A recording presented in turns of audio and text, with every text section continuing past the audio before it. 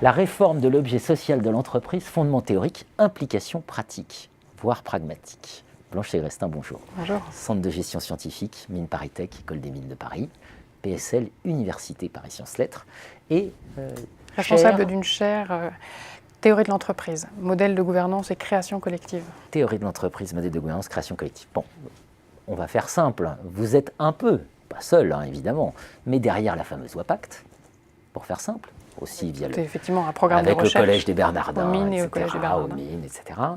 Programme qui aboutit à une réforme de l'objet social et un certain nombre ne sont pas d'accord, avec vous. Donc qu'est-ce que vous répondez à ceux qui ne sont pas d'accord avec vous? Voilà. Pourquoi fallait-il modifier le Code civil? D'abord pour changer la représentation qu'on a de l'entreprise. Aujourd'hui, l'entreprise n'est pas définie en droit, ça les juristes nous le disent depuis longtemps.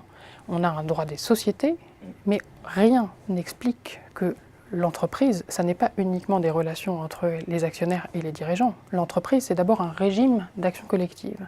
Et elle doit se définir avant tout par la finalité de cette action.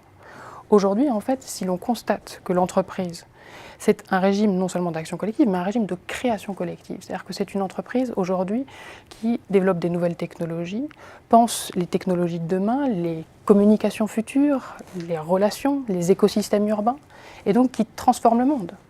À partir du moment où on admet la réalité de cette dimension créatrice et transformatrice de l'entreprise, alors le droit ne peut plus en fait faire abstraction du fait qu'il faut compléter le droit des sociétés en intégrant, pour que les entreprises soient responsables, quelle transformation du monde elles veulent conduire.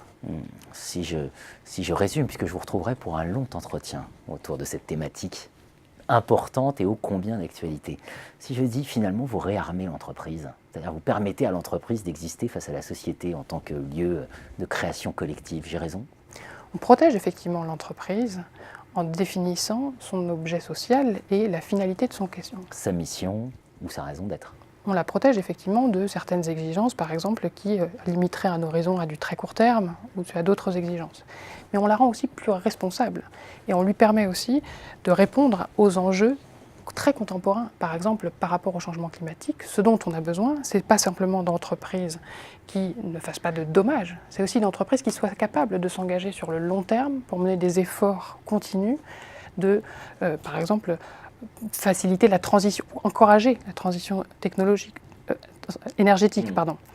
Et donc voilà, il y a cette idée de à la fois soutenir l'entreprise, mais soutenir l'entreprise innovante et responsable.